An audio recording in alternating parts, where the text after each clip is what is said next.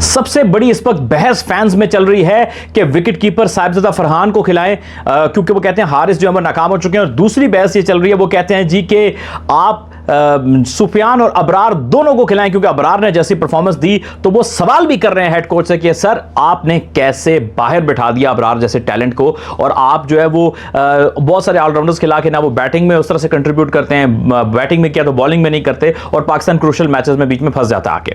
अब ये दो बड़े इंपॉर्टेंट पॉइंट हैं। इससे पहले कि हम इस पर बातचीत करें, आपकी राय जाननी है। आप सबसे पहले ये बताओ, आपके ख्याल में क्या साहिबजादा फरहान से विकेट कीपिंग कराई जा सकती है, और आपको लगता है कि ये वाला फार्मूला काम कर जाएगा इस फाइनल मैच में अफगानिस्तान के खिलाफ, या फिर हारिस को ही बैक करना चाहिए पाकिस्तान को? और दूसरा, क्या दोनों स्पिनर्स चले जाएं तो पाकिस्तान का काम चल जाएगा, और आपको लगता है कि हम अफगानिस्तान को टफ टाइम दे सकते हैं फाइनल में? ये जो ट्रिक है ये हमारे लिए चल सकती है? थोड़ा आपका ओपिनियन जानना है। अब एक एक पॉइंट पे थोड़ी सी डिस्कशन करते हैं डिटेल से। भैया फरहान, आप सबसे पहले पॉजिटिव पॉइंट की बात करते हैं। अगर फरहान विकेट कीपिंग कर लें, ये मैं तसव्वुर कर रहा हूं, तो उसका फायदा ये होगा कि एक हारिस के बजाय आप एक एक्स्ट्रा प्लेयर को टीम में डाल सकेंगे, जिसमें जैसे मिसाल लीजिए आप हुसैन तलत को डाल सकते हैं, या फिर पावर हिटिंग के लिए खुशदिल शाह को डाल सकते हैं, जो कि बॉलिंग भी कर लेते हैं और नीचे के नंबरों पर बैटिंग भी अच्छी कर लेते हैं। उसके साथ ये होगा कि आपके पास एक एक्स्ट्रा बॉलर का भी ऑप्शन आ जाएगा, एक्स्ट्रा बैट्समैन का भी ऑप्शन आ जाएगा, थोड़ा सा कुशन आपको ज्यादा मिल जाएगा। और नुकसान यह है कि क्योंकि फरहान रेगुलर विकेट कीपर नहीं है, तो कहीं कोई क्रूशियल कैचेस ना मिस कर दें, और ये थोड़ा सा डर लगा रहता है कि लेने के देने ना पड़ जाए। और जब आप विकेट कीपिंग नहीं करते और अगर आप सेकंड बैटिंग करोगे और पहले आप 20 ओवर विकेट कीपिंग करोगे, उसके बाद आपके जाहिर है कि आपके पैर शाल हो जाते हैं, हाथ थक जाएंगे, तो उनकी ओपनिंग पे फर्क पड़ सकता है। तो ये एक थोड़ा सा नेगेटिव्स भी हैं। अब ये दोनों सूरत हाल आपके सामने रखिए, आप इसके हवाले से क्या कहते हैं। अब बात करते हैं दोनों स्पिनर्स के हवाले से। सुफियान के साथ पहले ये किया जा रहा था कि उसको प्लेइंग 11 में जगह नहीं दी जा रही थी, एक दो सीरीज पहले, या आखिर में मौका दिया जाता था। उसके बाद उसने अच्छी बॉलिंग की, तो अब उसको खिला रहे थे, कभी बिठा रहे थे, लेकिन अबरार को बहुत कम चांस मिल रहा था। अब अबरार को चांस मिला तो उसने आउट क्लास किस्म का स्पेल कर दिया यूएई के खिलाफ। तो अब शायद हमारे जो हेड कोच हैं उनको ये बात समझ लगी हो कि भाई जो काम एक जेन्युइन स्पिनर कर सकता है वो आपका ऑलराउंडर भैया नहीं कर सकता, जो मर्जी कर लो। कंपाउंडर होता है, डॉक्टर होता है, इसलिए स्पेशलिस्ट स्पिनर पे आपको रिलाय करना पड़ेगा।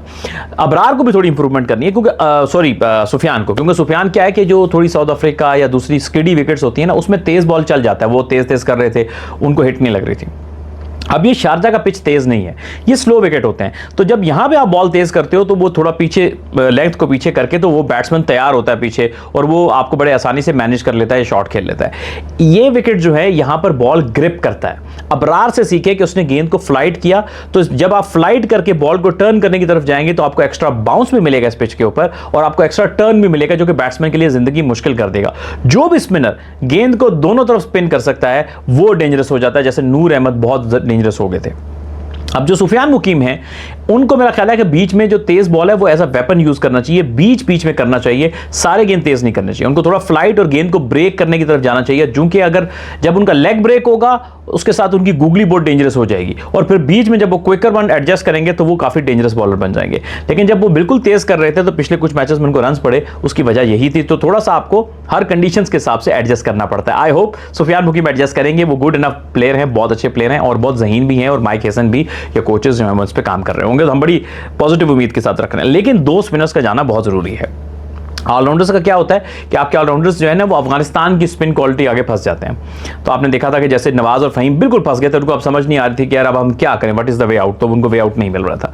तो अब बहुत सारे लोगों का ये मानना कि एक तो फरहान को विकेट कीपिंग करा दें और दूसरा जो है दोनों स्पिनर्स को खिला दें। अब ये राय मैंने कुछ फैक्ट्स एंड फिगर्स आपके सामने रखने की कोशिश की, लेकिन आपकी क्या ओपिनियन है ये जानना बहुत जरूरी है। आप क्या समझते हैं इसके हवाले से कमेंट सेक्शन में अपने जो एनालिसिस है ना, क्योंकि हमारी सारी कॉम एनालिस्ट तो बहुत अच्छी है ना, आप जानते हैं, तो अपना एनालिसिस मुझे जरूर बताइए कॉमेंट सेक्शन में।